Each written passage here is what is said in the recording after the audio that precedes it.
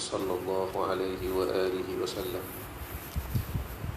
ورضي الله تبارك وتعالى عن مشايخنا وأهل سلسلتنا وأهل إسنادنا من الفقهاء والمحدثين والقراء والمفسرين والسادة الصوفية المحققين بسر النبي بسر الفاتحة. أعوذ بالله من الشيطان الرجيم. بسم الله الرحمن الرحيم. الحمد لله رب العالمين الرحمن الرحيم مالك يوم الدين. إياك نعبد وإياك نستعين. اهدنا الصراط المستقيم صراط الذين أنعمت عليهم غير المغضوب عليهم ولا الضالين.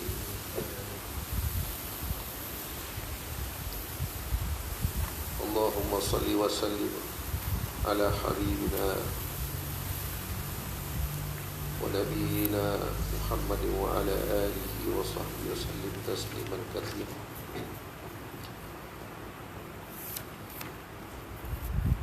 أيها المشتاق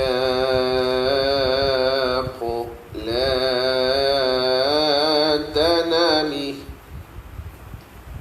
هذه أنوار ذي سلم. أيها المشتاق لا تنامي، هذه أنوار ذي سلم. أيها المشتاق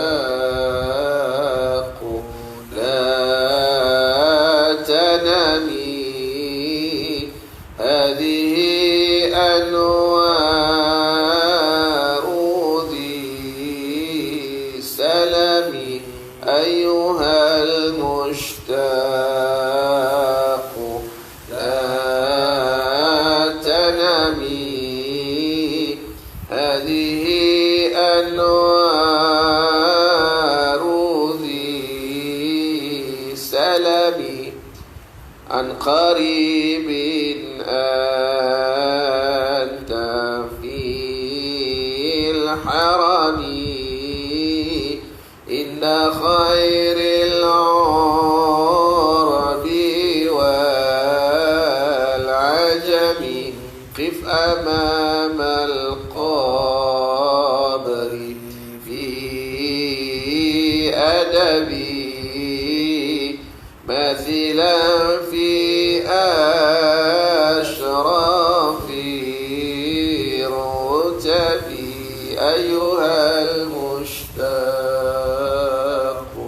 لا تنامي، هذه أنوار ذي سلم.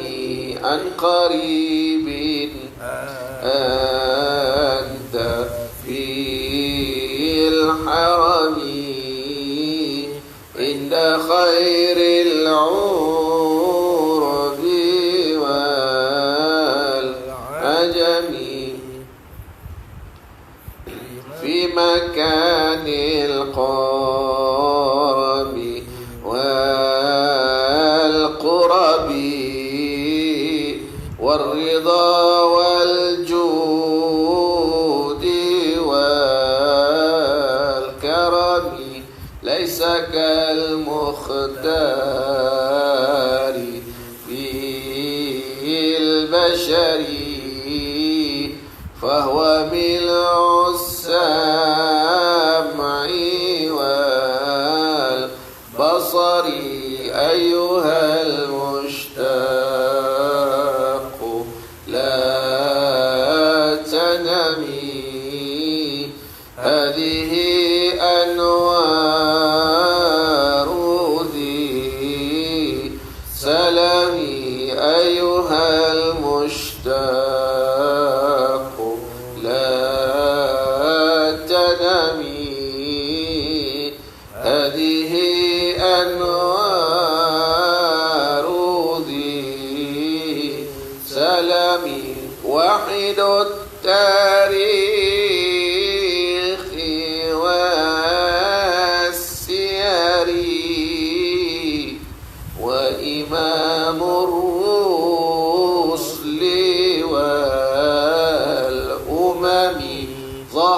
بلغت آيات مولده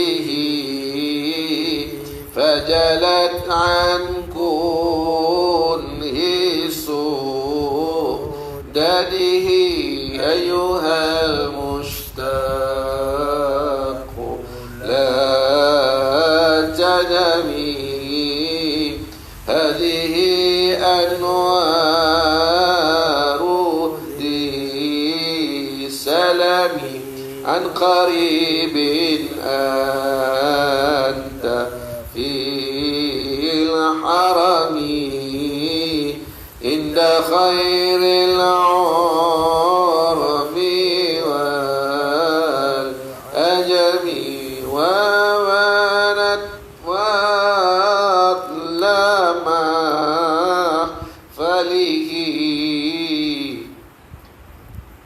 ملأت بالفخر كل فم ليلة الإسراء ترعاه وعلى المعراج ما ركاه حين أدناه وناجاه بكلام ليس كالكلم أيها المشتاق لا تنمي هذه أنوار ذي سلمي عن قريب أنت في الحرم عند خير العرب والعجم رتبة ما بعدها شرف دونها كل الورى وقفوا قاب قوسين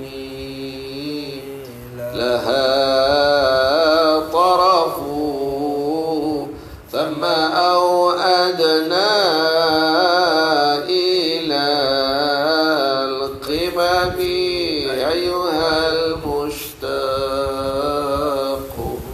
لا تنمي هذه أنوار ذي سلمي عن قريب أنت في الحرم عند خير العرب والعجم اللهم صل وسلم وبارك عليه وعلى آله سر الفاتحة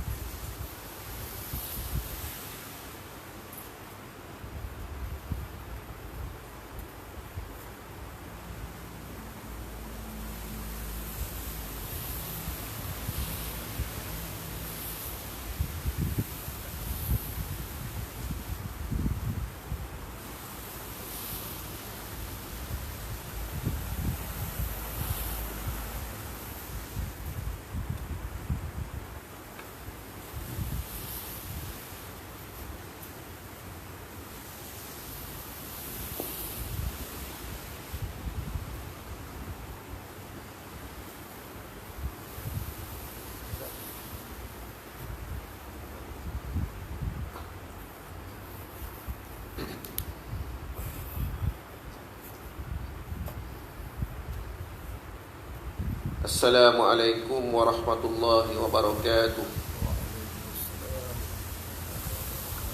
Bismillahi khairil asma'. Bismillahi rabbil ardi was-sama'. Bismillahilladzi la yadurru ma'asmihi da'. Allahumma lakal hamdu kama yanbaghi li jalali wajhika wa 'azimi sultanik. ولك الحمد حمدا كثيرا دائما مثل ما حمدت به نفسك اللهم صل وسلم على حبيبنا المصطفى ورسولنا المجتبى الذي أرسلته على كافة الورى وعلى آله وصحبه وسلم تسليما كثيرا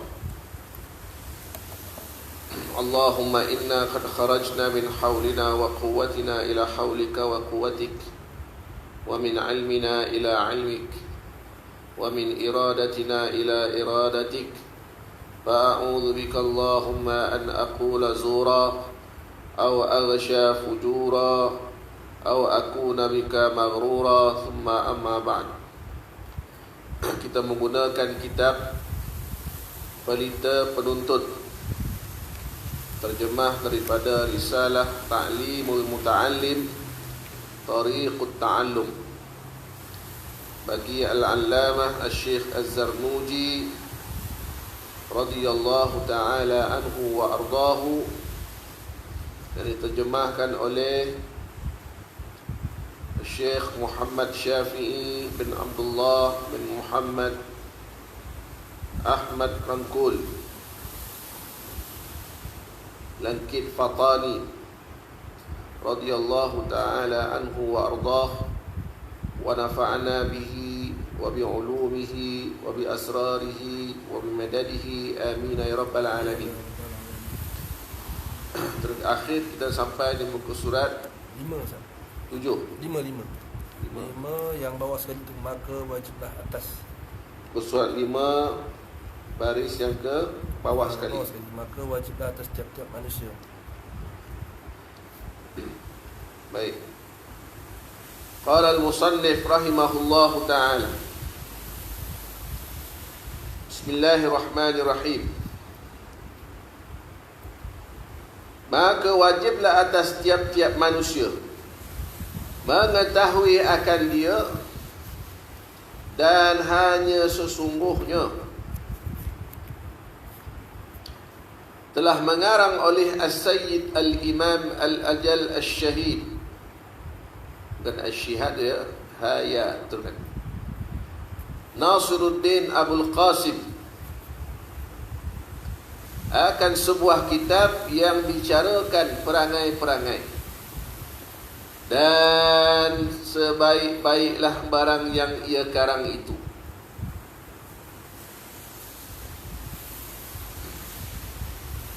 Maka wajiblah atas tiap-tiap orang Islam memeliharakan perangai dan kelakuannya, dan ada pun memeliharakan barang yang jatuh ia pada setengah-setengah daripada ketika, maka iaitu fardu kifayah apabila berdiri dengan dia oleh setengah-setengah orang pada satu negeri, nescaya gugurlah daripada yang lainnya.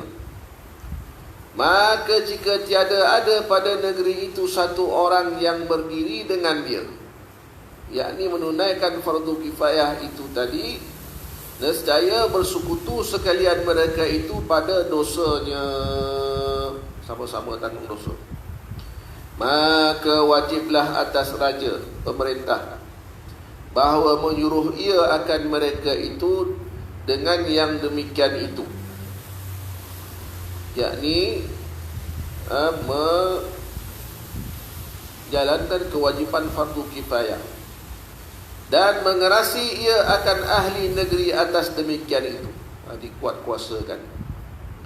Maka dikatakan bahawasanya mengetahuikan barang yang jatuh ia atas dirinya pada sekalian kelakuannya itu, ditempati akan dia pada tempat makanan, tak dapat tidak bagi tiap-tiap seorang daripada demikian itu. Maknanya fardu ain itu tadi seumpama makanan. Dan mengetahuikan barang yang jatuh pada setengah-setengah daripada ketika itu, ditempati akan dia pada tempat ubat, dihajatkan kepadanya pada setengah-tengah daripada waktu. Jadi fardu kifayah tadi umpama ubat yang tidaklah sentiasa dihajatkan, melainkan apabila adanya penyakit dan waktu-waktu tertentu sahaja dikehendaki memakannya. Itulah perumpamaannya. Fardu ain itu umpama makanan harian, makanan asas. Dan fardu kifayah itu umpama ubat-ubat yang dimakan apabila diperlukan dan pada waktu-waktu yang ditetapkan. Dan mengetahuikan ilmu bintang-bintang itu ditempati akan dia pada tempat penyakit, maka belajar akan dia itu haram, kerana bahawasanya ilmu bintang itu memberi mudarat dan tiada memberi manfaat. Ilmu ahli nujum, ilmu bintang mana ni? Ilmu nujum lah, ilmu ramalan. Tiada memberi manfaat dan bermula lari daripada qada Allah Subhanahu wa taala dan qadarnya. Bersangkutan dia pula dengan tauhid kita kepada Allah Subhanahu wa taala, keimanan kita kepada Allah Subhanahu wa taala. Kesimpulannya, ilmu ramalan, ilmu bintang dan sebagainya itu adalah perkara yang haram dan ianya merosakkan tauhid kita kepada Allah Subhanahu wa taala. Dan bila mana rosak tauhid pada Allah Subhanahu wa taala, maka terjunlah kita ataupun terpalit kita akan bahayanya syirik. Lebih-lebih lagi syirik yang jali, apatah lagi syirik yang khafi. Dan bermula lari daripada qada Allah Ta'ala dan qadarnya itu tidak dapat maka sayogia bagi tiap-tiap orang Islam. Tidak dapat tiada. Bukan tidak dapat tu ya.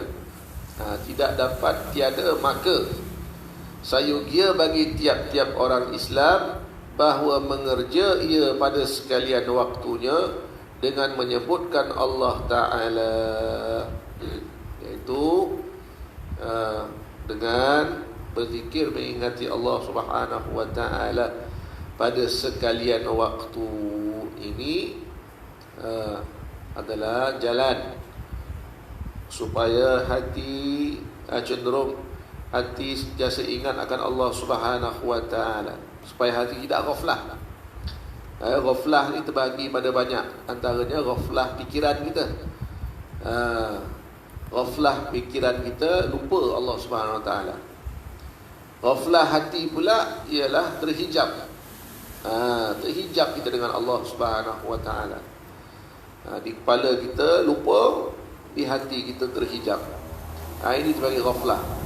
Jadi untuk menghilangkan ghaflah ini, maka lupa dan juga hijab tadi, maka hendaklah sekalian waktunya dengan menyebutkan Allah Ta'ala. Sama ada dengan zikir la ilaha illallah, zikir Allahu Allah, dan zikir nama-nama Allah yang husna. Dan berdoa. Dan berdoa ini termasuklah macam-macam doa. Lebih-lebih lagi berselawat ke atas Nabi sallallahu alaihi wasallam juga dikategorikan sebagai doa. Kerana di sana kita meminta Allah Subhanahu wa taala berselawat ke atas Nabi sallallahu alaihi wasallam. Jadi doa itu adalah sifatnya meminta-minta pada Allah Subhanahu wa taala, bukan bermakna Allah Subhanahu wa taala itu tidak memberi, ataupun Allah Subhanahu wa taala itu nak tunggu kita minta baru dia beri. Tidak. Tetapi perbuatan seorang itu berdoa ke hadrat Allah Subhanahu wa taala adalah untuk menzahirkan hamba-Nya dia kepada Allah Subhanahu wa taala. Ya, zahir dia hamba kepada Allah Subhanahu wa taala. Zahirkan dia mengikut jejak langkah Nabi Muhammad sallallahu alaihi wa alihi wasallam yang sering berdoa ke hadrat Allah Subhanahu wa taala. Dan tadarru', merendah diri dia, dan baca-baca Quran. Dengan membaca ayat-ayat suci Al-Quran itu tadi juga termasuk dalam perkara-perkara yang menghilangkan lupa dan hijab. Lupa dalam fikiran, hijab dalam hati. Kerana Al-Quran adalah merupakan kalamullah yang qadim, yakni kalam Allah, sifat Allah. Ya, tanda-tanda ayat-ayat itu tanda-tanda Allah Subhanahu wa taala. Dan Al-Quran juga adalah merupakan wasilah untuk kita bersama dengan Rasulullah sallallahu alaihi wa alihi wasallam. Ya, bukan sahaja salawat, bahkan Al-Quran juga adalah wasilah untuk kita bersama dengan Rasulullah sallallahu alaihi wasallam. Kerana yang pertama sekali suara yang lidah yang mengucapkannya ialah lidahnya Rasulullah sallallahu alaihi wa alihi wasallam. Adapun malaikat tak punya lidah, tapi Rasulullah sallallahu alaihi wasallam punya lidah, punya lisan, punya bahasa sama macam kita punya lidah, punya lisan, punya bahasa. Lidah yang pertama sekali, bahasa yang pertama sekali, suara yang pertama sekali yang menzahirkan Al-Quran ialah lidahnya Rasulullah, suaranya Rasulullah, bahasanya Rasulullah sallallahu alaihi wa alihi wasallam. Jadi dengan bacaan-bacaan Al-Quran tadi akan menzahirkan dan juga menghimpunkan kita dengan Rasulullah sallallahu alaihi wa alihi wasallam dari banyak sudut. Dari sudut suaranya, sudut bahasanya, dari sudut sebutannya, ya, dan sebagainya. Dan sedekah-sedekah yang menolakkan sekalian bala. Ini kekuatan sedekah yang tidak diketahui oleh kebanyakan orang, iaitu berfungsi menolak segala bala, ujian-ujian yang berat yang tak mampu ditanggung oleh kita sebagai seorang hamba yang lemah di sisi Allah Subhanahu wa taala. Jadi sedekah itu tadi menunjukkan bahawa kita bukan maknanya Allah Subhanahu wa taala tidak beri bala kepada kita, akan tapi bila mana kita bersedekah maka kita telah berakhlak dengan akhlak yang terpuji. Walau bala macam mana pun yang datang, kita tetap sabar dengan bala tersebut, sebagaimana kita sabar mengeluarkan sebahagian daripada harta kita untuk diberikan kepada orang yang memerlukan. Nak bersedekah ni pun kena ada sabar juga. Kalau tak ada sabar untuk bersedekah, sampai bila pun kita takkan sedekah. Tetapi kita sabar, walaupun duit kita sikit, sabar kita keluarkan juga untuk sedekah. Inilah yang telah melatih jiwa kita. Selepas itu sabar, selepas itu bala yang macam mana sekalipun kita akan mampu menghadapinya. Dan seolah-olah tertolaklah sekalian bala itu tadi, ya. Jadi bukannya menolakkan bala, tidak. Ujian tetap datang daripada Allah Subhanahu wa taala kepada kita, dan di sanalah Allah Subhanahu wa taala akan menguji, menilai sejauh manakah kesungguhan kita untuk bersama dengan Allah, untuk berpisah dengan yang lain selain daripada Allah Subhanahu wa taala, dan memohon ia akan Allah taala akan maaf. Memohon ia akan Allah Subhanahu wa taala akan maaf. minta ampun dan afiat pada dunia, terlepas dia daripada kesusahan, kesakitan pada dunia dan akhiratnya. Memohon minta kerana apa? Kerana Allah Subhanahu wa taala itu akan memberikan keampunan bagi orang-orang yang memohon keampunan. Dan lebih-lebih yang diampuni oleh Allah Subhanahu wa taala bila mana seseorang itu memohon syafaat Nabi Muhammad sallallahu alaihi wa alihi wasallam, maka Allah Subhanahu wa taala bila mana seorang itu memohon ampun melalui Nabi Muhammad sallallahu alaihi wa alihi wasallam, tawassul dengan baginda sallallahu alaihi wa alihi wasallam, maka Allah Subhanahu wa taala akan mengampunkan. Inilah rahmat yang dapat baginda Nabi Muhammad sallallahu alaihi wasallam bersama-sama dengan kita, dengan sebab baginda sallallahu alaihi wasallam ramai di kalangan umat, ramai orang yang berdosa diampunkan oleh Allah Subhanahu wa taala. Inilah dikatakan tadi sebagai syafaatul uzma, syafaat yang agung pada Nabi Muhammad sallallahu alaihi wa alihi wasallam, supaya memeliharakan dia oleh Allah Ta'ala daripada balak-balak dan penyakit-penyakit. Dipelihara apa? Bukan dipelihara daripada balak dan penyakit itu tadi, tapi dipeliharakan akhlak kita, iman kita, sabar kita dipelihara oleh Allah Subhanahu Wa Ta'ala. Balak tetap datang, penyakit tetap datang, sebagaimana datangnya kepada Nabi Muhammad sallallahu alaihi wa alihi wasallam. Mana ada orang yang tidak kena bala, mana ada orang yang tidak kena penyakit. Kalau tidak pernah kena penyakit waktu di permukaan dunia ini, dah nak mati itu dah tentu rasa sakit. Itu dia makna dia apa? Dipeliharakan oleh Allah Subhanahu wa taala daripada bala dan penyakit itu, dipeliharakan dia daripada sifat-sifat keji. Dipelihara hatinya daripada sifat-sifat mazmumah, dan dihiasi hatinya dengan sifat-sifat sabar, sifat tabah, sifat yang terpuji yang lain, yang mana dengan sendirinya setiap bala dan penyakit itu ringan baginya. Karena orang yang direzekikan dia dengan boleh berdoa itu tiada diharamkan dia daripada perkenannya.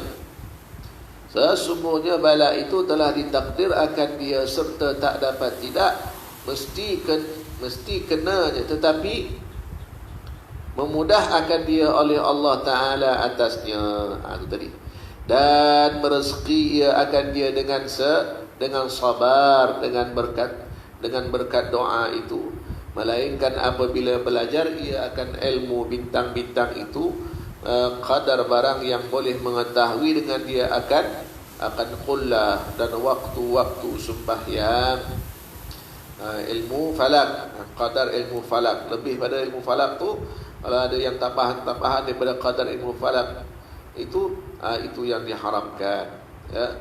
Dan maka harus yang demikian itu kerana keadaannya wasilah kepada mengetahuikan kelakuan-kelakuan yang bangsa agama, bukan kerana bahawasanya diterima pada dirinya dan dimaksud pada dirinya. Dia mengetahui menuntut ilmu itu untuk keperluan agamanya, untuk melengkapkan imannya, hidupnya, akhlaknya, bukannya untuk kepentingan diri sendiri, ya. Kalau untuk buat naya orang lain, itu juga termasuk dalam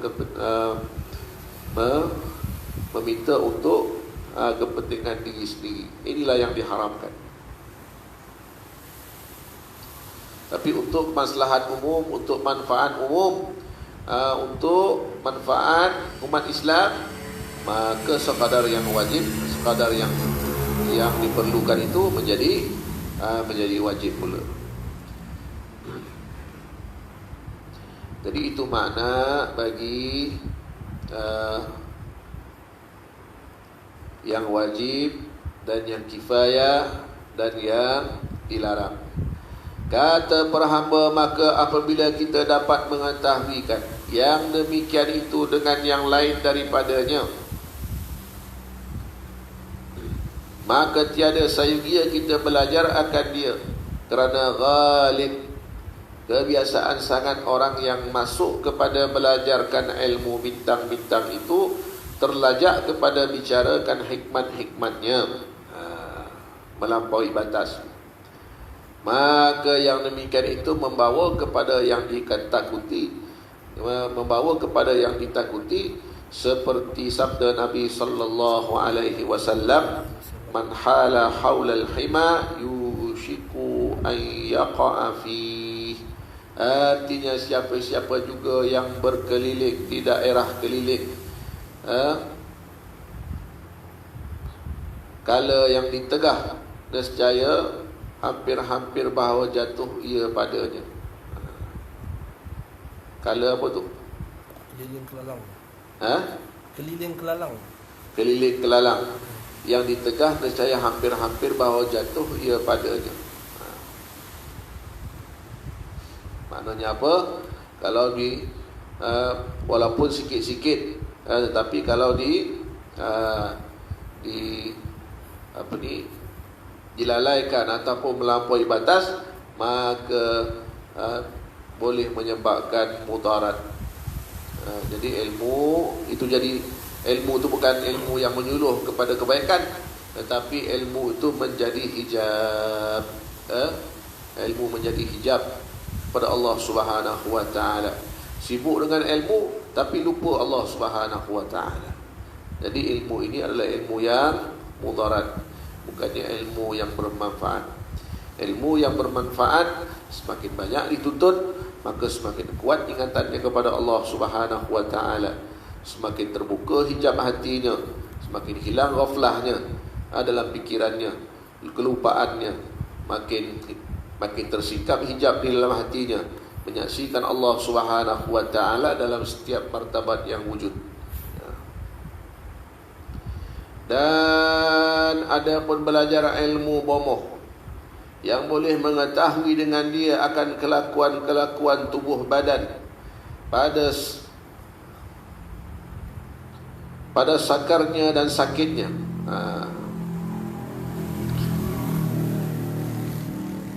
Maka iaitu harus, kerana bahawasanya berbomoh itu satu sebab daripada sekalian sebab-sebab yang haruslah belajar akan dia, seperti segala sebab-sebab yang lain lagi juga. Ilmu bomoh ataupun ilmu jampi dan sebagainya, itu harus untuk dipelajari. Kerana bahawasanya Nabi Muhammad sallallahu alaihi wasallam pun berubat juga, dan lagi dihikayatkan daripada imam kita Asy-Syafi'i rahimahullahu ta'ala bahawasanya berkata ia, al-ilmu ilmani, ilmu fiqhi lil adyani wa ilmu tibbi lil abdani wa ma wara'a dhalika bil ghatin majlis. Artinya bermula jenis ilmu itu dua sahaja. Satu ilmu fiqh bagi membaikkan agama. Kedua ilmu bomoh bagi membaikkan tubuh badan. Dan yang lain daripadanya itu berhias majlis jua, aksesori je.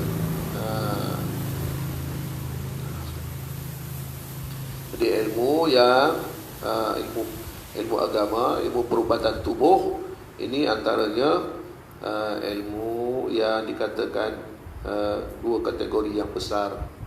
Selain daripada itu adalah aksesori ataupun tambahan-tambahan saja, perhiasan saja.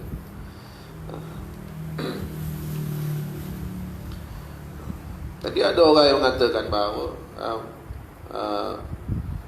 ilmu, menuntut ilmu jampi dan sebagainya ni, ilmu bomoh ni boleh, tapi dia kata janganlah buat klinik. Memanglah zaman Nabi SAW tak ada klinik, tak ada klinik yang mengubati secara ruqyah contohnya. Pada hari ini kita lihat banyak klinik ruqyah. Tujuannya apa? Tujuannya supaya mudah dicari oleh orang ramai. Mudah dicari oleh orang ramai. Kerana orang yang menuntut ilmu bomoh ni, mereka ini tidaklah mengiklankan. Tidaklah iklankan. Mereka ni orang Islam. Mereka ni kadang orang alim. Kadang mereka ni orang yang tawaduk. Jadi susah orang nak mencari. Mereka seperti orang lain juga. Kadang-kadang tak pakai kopiah pun, tak pakai serban pun, tapi ada dikurniakan oleh Allah Subhanahu Wa Taala kebolehan. Doanya makbul. Jadi mudah dia untuk ruqyah dan sebagainya. Hatinya bersih, ikhlas, sentiasa berzikir, mengingati Allah Subhanahu Wa Taala. Jadi tidak diketahui oleh orang lain. Jadi diijtihadkan oleh sebagian ulama supaya adalah pusat perubatan Islam, dan mudahlah untuk orang ramai mendapatkannya. Namun kalau dibuka pusat itu untuk mencari keuntungan dunia, itulah yang diharapkan. Sebaliknya untuk menebarkan kebajikan, untuk buat kebajikan dan mendapatkan ridha Allah Subhanahu Wa Taala, maka ia akan diganjari. Namun berhati-hatilah dalam perkara tersebut supaya tidak terhenti sekadar itu saja. Kerana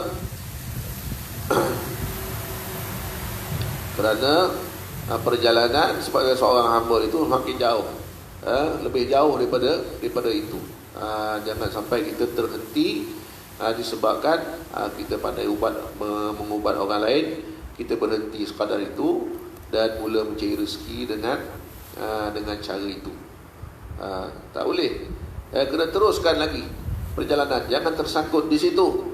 Kerana perjalanan kamu menuju Allah Subhanahu Wa Taala, tujuan kamu Allah Subhanahu Wa Taala, bukannya untuk tujuan yang lain. Kerana menjadi bomoh ataupun meruqyah seperti itu akan menarik orang kepada kamu, sedangkan kamu ditugaskan untuk mengajak orang kepada Allah Subhanahu Wa Taala, termasuk diri kamu sendiri untuk mengajak kepada Allah Subhanahu Wa Taala. Ya. Jadi kita bukan ajak orang kepada kita, tapi kita ajak orang kepada Allah Subhanahu Wa Taala. Itu yang betul.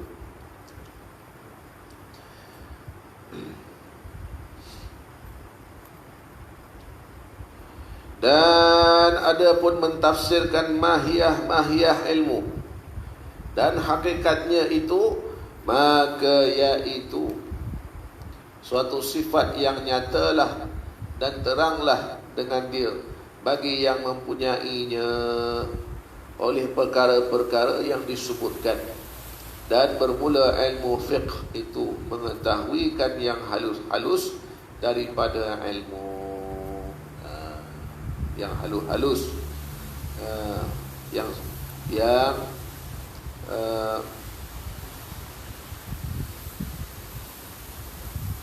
membicarakan tentang hukum dan dalil, tentang sesuatu amalan ibadah, supaya ibadah kita itu bertepatan dengan ijtihad para ulama.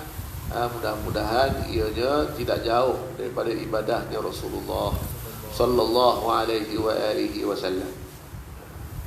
Berkata Abu Hanifah radhiyallahu taala, bermula ilmu fiqh itu mengetahui seorang akan barang yang hasil baginya daripada kebajikan, dan akan barang yang hasil atasnya daripada kejahatan.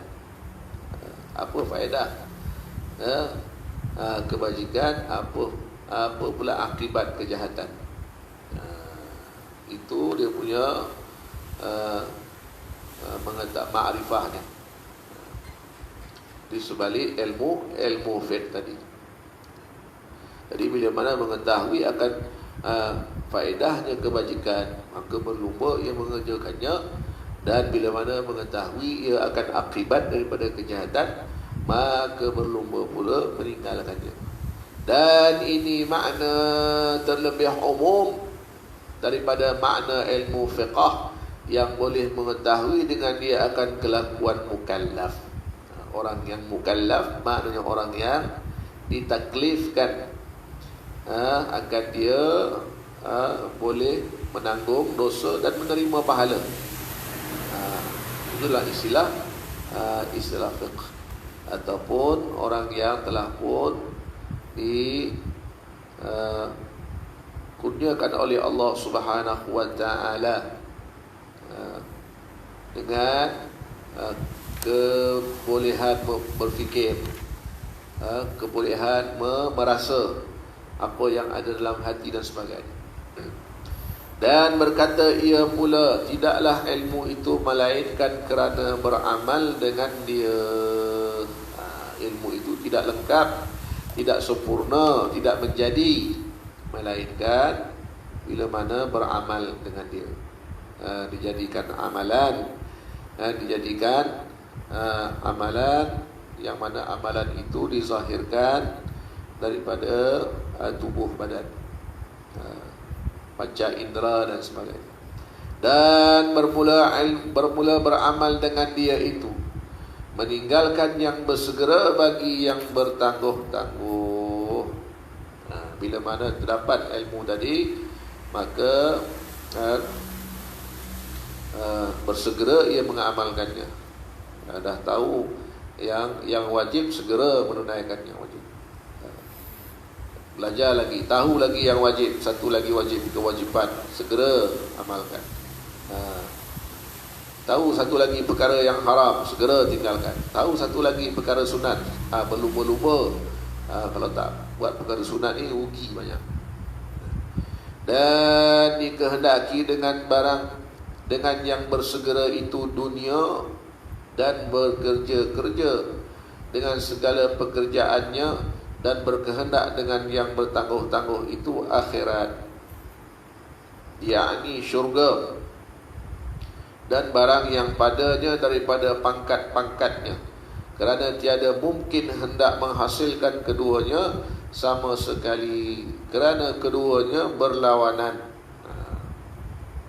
Syurga, dunia dan akhirat tadi berlawanan sifatnya. Jadi maka disebab itulah berlakunya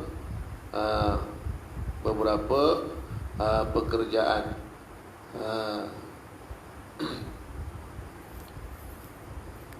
dan ditangguhkan. Bertangguh itu akhirat, yakni syurga. Syurga itu ditangguhkan oleh Allah Subhanahu wa taala. Nikmat itu dilambatkan oleh Allah Subhanahu wa taala. Nikmat yang hakiki itu dilambatkan oleh Allah Subhanahu wa taala. Supaya apa? Supaya Allah Subhanahu wa taala memberi ruang bagi kita untuk beramal. Kerana di sebalik amal itu ialah kekuatan amal itu terletak pada apa? Kekuatan amal kita kuat beramal atau tidak beramal? Tidak kuat beramal. Dia jaga amal atau tak jaga amal? Jadi orang yang jaga amal dan orang yang diberikan kekuatan beramal ialah orang yang mencintai Rasulullah sallallahu alaihi wasallam. Cinta yang mutlak kepada Nabi sallallahu alaihi wasallam. Di situlah terletaknya kekuatan amal. Di situlah letaknya qabulnya amal. Di situlah letaknya istiqamahnya amal. Kerana apa? Kerana ada di dalam hatinya kecintaan yang mutlak kepada Rasulullah sallallahu alaihi wasallam. Orang yang beramal sekadar beramal tetapi tidak ada cinta dalam hatinya pada Nabi sallallahu alaihi wasallam, maka amalnya akan membosankan dia. Amal dia akan membinasakan dia. Amal dia akan tidak mampu mencapai ma'rifah kepada Allah, mencapai tauhid kepada Allah Subhanahu wa taala, melainkan di sebalik amal itu ada kecintaan dia, kasih dia, rindu dia, sayang dia pada Nabi sallallahu alaihi wa alihi wasallam. Alaika bilibasi taqwa wa hubbir rasul sallallahu alaihi wasallam aqrabut turuq ila al-wusul.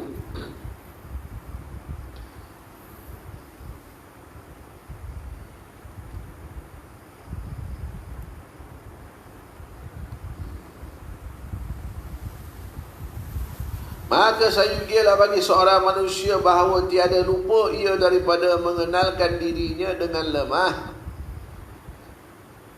mengaku lemah dan papa dan binasa, dan mengenalkan barang yang memberi manfaat akan dia daripada ibadat-ibadat dan taat, dan mengenal pula barang yang memberi mudarat daripada yang keji-keji dan jahat-jahatnya pada dunianya.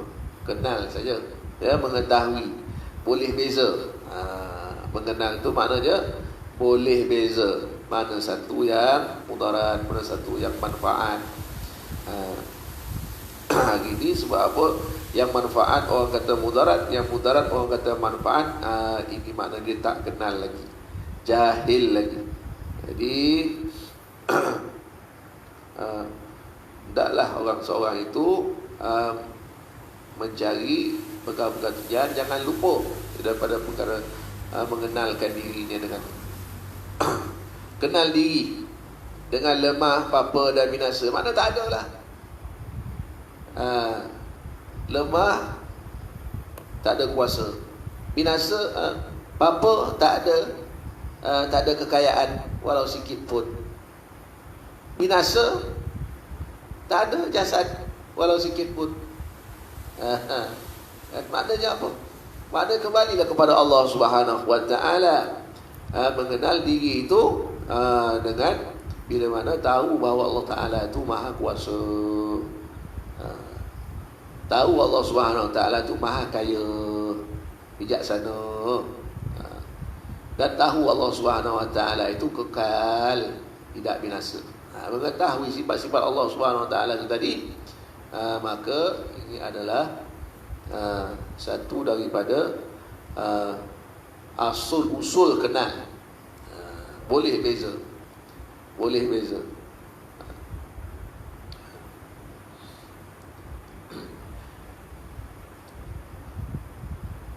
Daripada usul itulah, daripada makrifah itu tadilah, mengenalkan barang yang memberi manfaat akan dia. Kerana yang mendatangkan manfaat itu Allah Subhanahu wa taala. Hanya Allah Taala saja yang mengetahui mana satu manfaat, mana satu mudarat. Adapun kita tidak mengetahuinya, melainkan bila mana diajar, ditunjuk oleh Allah Subhanahu wa taala, ditunjuk oleh Rasulullah sallallahu alaihi wasallam melalui wahyu daripada Allah Subhanahu wa taala. Adapun kita tidak mengetahuinya. Sebab itulah kita kena ada hubungan dengan Rasulullah sallallahu alaihi wa alihi wasallam zahiran wa batinan, zahir dan batinnya. Kerana tujuannya ialah untuk kita mengenal mana satu manfaat, mana satu mudarat. Kalau kita tak ada hubungan dengan Nabi Muhammad sallallahu alaihi wasallam, ya, tak ada cinta kita dengan Nabi Muhammad sallallahu alaihi wasallam, maka sudah tentu kita tidak akan bertemu mana satu manfaat, mana satu mudarat. Maka tertipulah kita dengan berbagai-bagai tipu daya dunia, syaitan, iblis dan sebagainya. Jadi kekuatan kita terletak pada jauh mana tahap cinta dan kasih kita pada Rasulullah sallallahu alaihi wasallam, dan mengenal pula barang yang memberi mudaratnya daripada yang keji-keji, jahat-jahatnya dan dunianya dan akhirat. Akhirat pun ada mudarat seperti azab-azab yang membinasa, azab-azab yang menyakitkan, yang pedih. Maka dan azab yang paling pedih sekali ialah apa dia? Berhijab kita dengan Allah Subhanahu wa taala. tak dapat jumpa dengan Nabi SAW,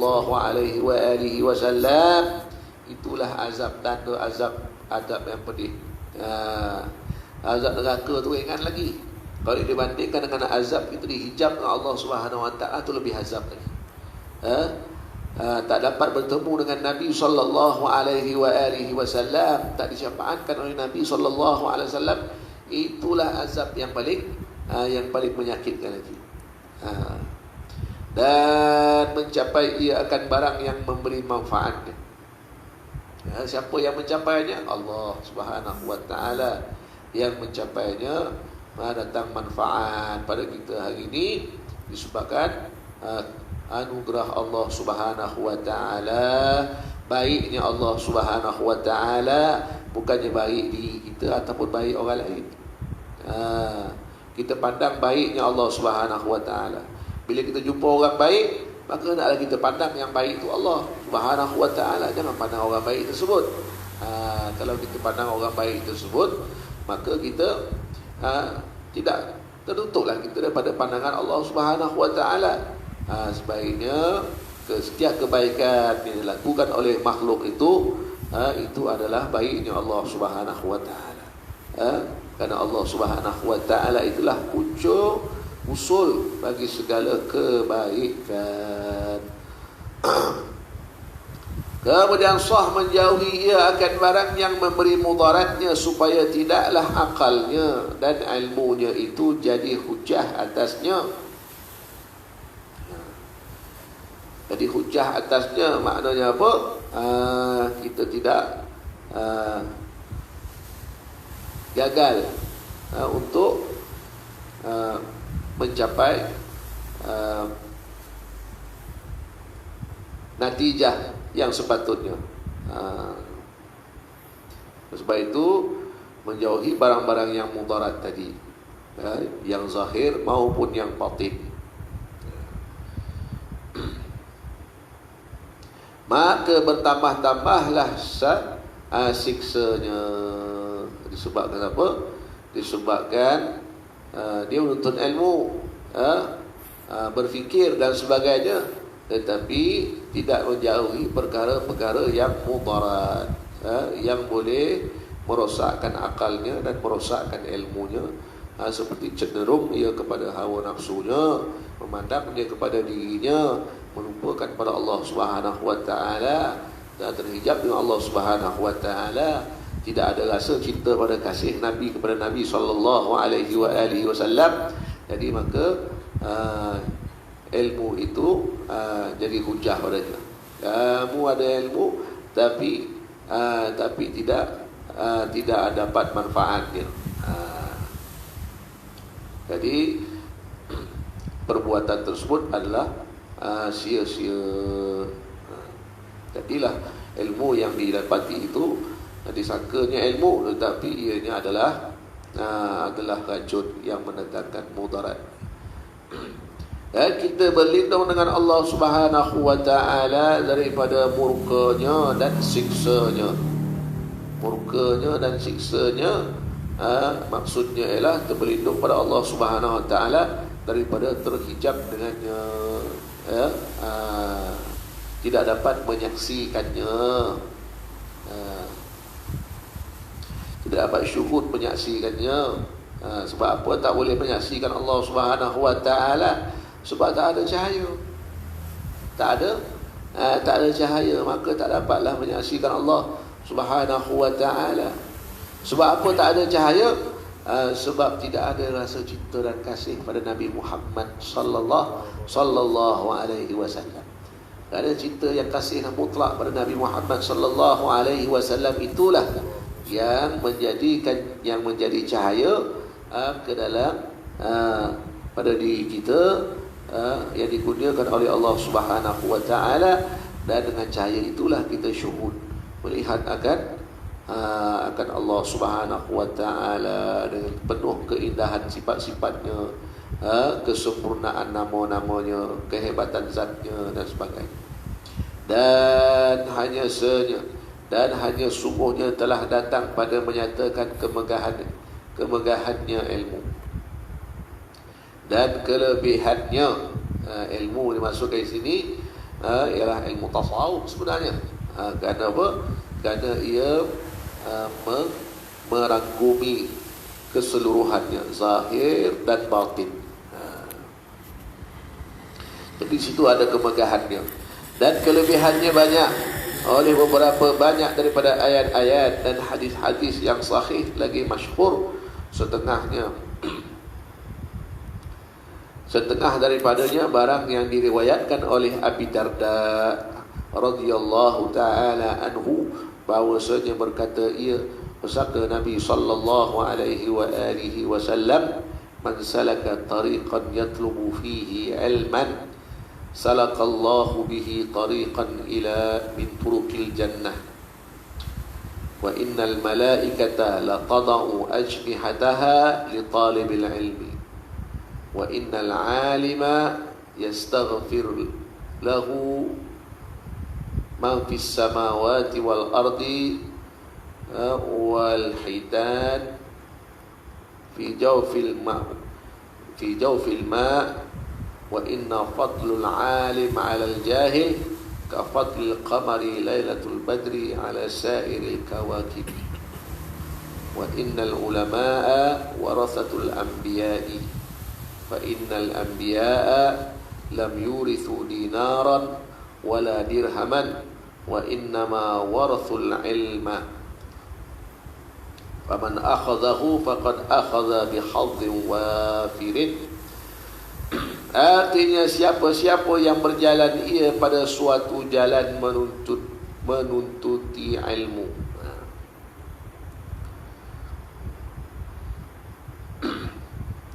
Berjalan ia, mansalaka, berjalan ia, sama ada berjalan itu dengan kakinya ataupun berjalan itu dengan hatinya. Karena hati pun boleh berjalan macam kaki juga.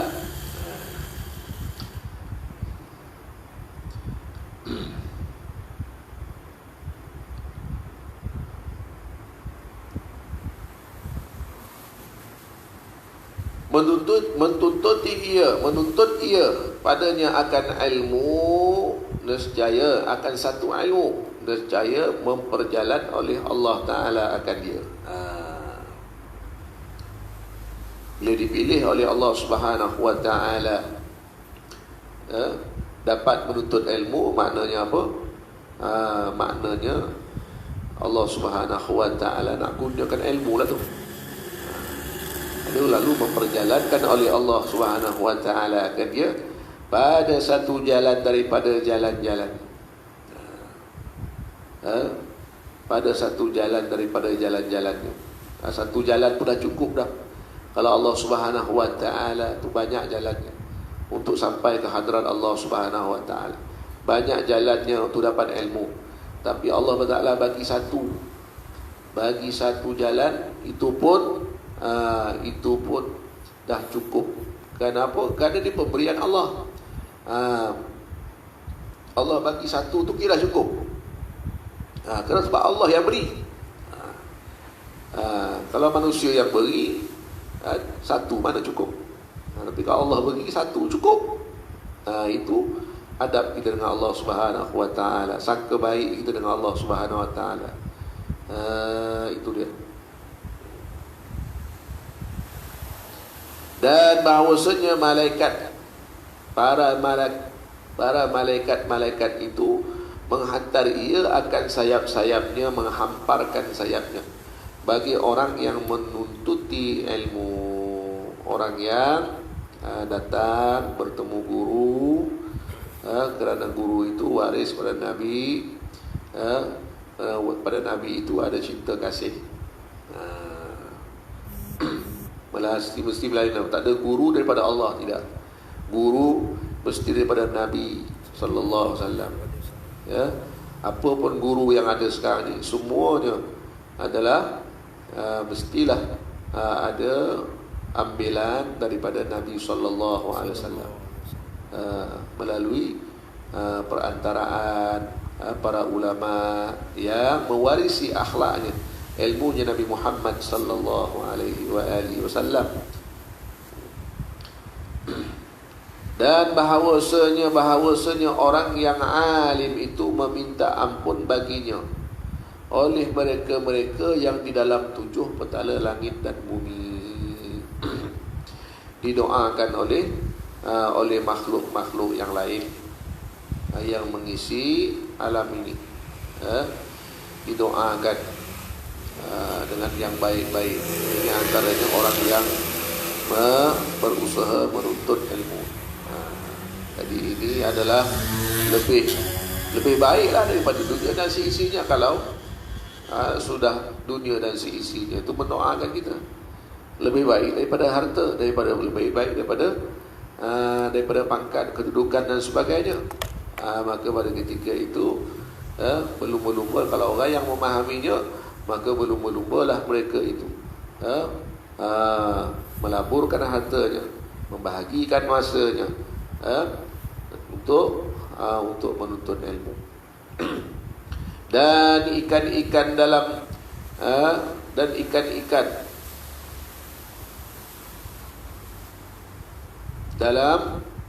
air. Dan bahawasanya kelebihan orang yang alim atas orang yang jahil itu seperti yang ikan-ikan dalam air. Kalau kita tahu bahawa sifatnya selalu disebutkan ikan oleh Rasulullah sallallahu alaihi wasallam. Ya. Ikan-ikan ini sifatnya ialah bila ada air dia boleh hidup. Kebanyakan ikan lah.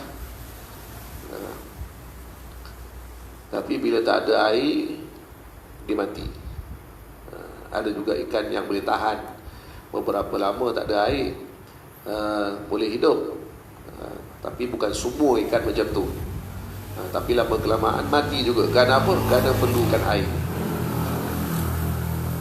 Maknanya apa? Maknanya ialah orang yang berzikir itu, air itu umpama zikir. Ikan tu umpama hati lah. Hati orang yang berzikir. Air itu umpama zikrullah, wirid. Ikan tu umpama hati. Kalau hati yang tak berzikir, maka matilah dia. Sebagaimana ikan yang tak dapat air, lama kelamaan dia akan mati. Itu sih. Maknanya apa? Maknanya dia ambil contoh ikan itu tadi kerana dia ada sifat-sifat hati di situ. Jadi berdoa dengan hati yang hidup dengan zikrullah.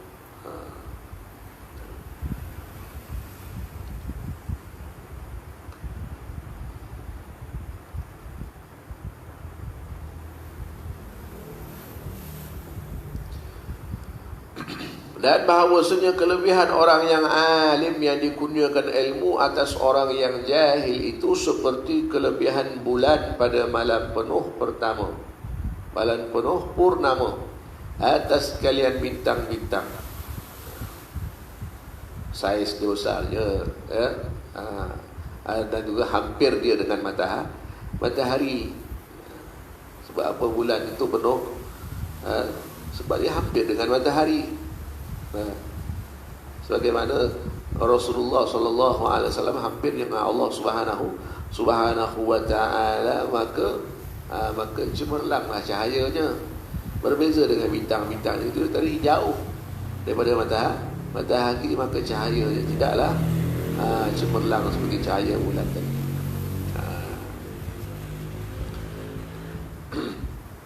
Itu perumpamaan bagi orang yang alim dan orang yang jahil. Orang yang alim itu orang yang dekat dengan Allah, orang yang takut dengan Allah subhanahu wa ta'ala, orang yang bersama dengan Allah subhanahu wa ta'ala. Kerana hakikat alim itu Allah yang alim. Dan bahawasanya orang-orang yang alim itu waris-waris bagi nabi-nabi, kerana bahawasanya nabi-nabi itu tiada mempusakai mereka itu akan dinar, akan harta, dan tiada pula dirham, dan hanya saja dinar ni biasanya wang emas lah, dirham ni wang perak, itu ukurannya. Dan hanya sungguhnya mempusakai mereka itu akan ilmu. Kerana apa? Kerana ilmu lebih berharga daripada harta benda. Harta benda boleh hilang, boleh binasa, tapi ilmu yang disematkan oleh Allah Subhanahu Wa Taala ke dalam dada mereka itu tidak boleh hilang, tak boleh binasa, tak boleh dicuri oleh sesiapa. Berbeza dengan harta benda tadi. Sebab itulah mereka memilih yang terbaik. Para nabi ini bukan mereka tidak ada dinar, bukan tidak ada harta, ada harta, tetapi ilmu mereka itu lebih berharga lagi daripada harta. Dijaga ilmunya, kerana ilmu itu lebih berharga daripada harta yang mereka miliki. Kerana hakikatnya harta itu binasa. Hakikat kaya itu Allah Subhanahu Wa Taala. Tapi ilmu itu adalah tajalli daripada sifat Allah Subhanahu Wa Taala. Harta tak boleh tajalli. Makhluk nak tajalli macam mana? Sebaliknya, ia adalah perkara yang melalaikan, yang binasa, yang menghijab dengan Allah Subhanahu Wa Taala. Tapi ilmu, sebagai ilmu ini adalah sifat Allah Subhanahu Wa Taala yang dikurniakan, ditajallikan kepada hamba-hambanya yang terpilih, yang sungguh-sungguh menuntut. Maka sesiapa yang mengambil akan dia, menuntut akan dia, sehinggalah dikurniakan oleh Allah Subhanahu Wa Taala. Mula-mula sifat ilmu itu diambil, dituntut. Itu usaha kita, sababnya. Bila mana berlaku perkara tersebut, bila mana berlaku sabab, maka berlakulah apa yang dikatakan tadi, musababnya, iaitu Allah Subhanahu Wa Taala yang kurniakan.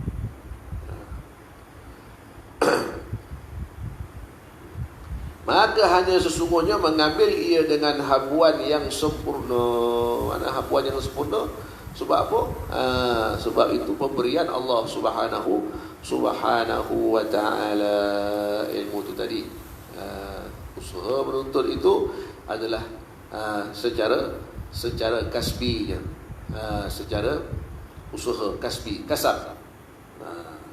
Bila mana kena caranya, kena adabnya, kena dia punya tertibnya menuntut ilmu itu tadi, maka lazimnya, adatnya akan dikurniakan secara ilmu tadi, pada awalnya secara kasbi, secara fikiran, tulisan, bacaan, pergi balik madrasah, susah payah mengingat, menghafal dan sebagainya, itu semua kasbi. Bila mana ada tertibnya yang betul, maka pergi pada peringkat yang kedua, iaitu dikurniakan secara wahbi oleh Allah Subhanahu Wa Taala, dianugerahkan secara sempurna oleh Allah Subhanahu Wa Taala. Inilah yang ilmu yang mendatangkan manfaat, yang mendatangkan faedah, yang lebih berharga daripada harta benda, yang bila mana ilmu tadi lebih berharga daripada harta benda yang menjadi keperluan manusia tadi, maka ilmu tadi lebih lagi diperlukan oleh manusia, dan ilmu itulah yang dapat diwariskan. Tetapi bila mana dia meletakkan harta benda lebih utama daripada ilmu, maka ilmu itu tidak akan mampu untuk diwariskan. Inilah sunnahnya pewarisan ilmu. Itu sebablah para ulama itu tadi, mereka sanggup menghabiskan harta benda mereka untuk mendapatkan ilmu, dengan harapan ilmu yang didapati dengan tertib yang betul, ilmu itu tadi dapat diwariskan. Itu yang paling penting. Tak diwaris kepada orang lain pun, wariskan kepada ahli keluarganya, pada diwariskan kepada orang lain, masya-Allah tabarakallah, itu adalah merupakan limpahan dan juga anugerah Allah Subhanahu wa taala. Jadi itu adalah fasal pada menyatakan apa? Muqaddimah tentang apa? Kitab ini tadi. Mahiyatul ilmu wal fiqhu wa fadluhu. Apakah dikata fasal pada menyatakan hakikatnya ilmu, mahiyatul ilmu, wal fiqh, dan kefahaman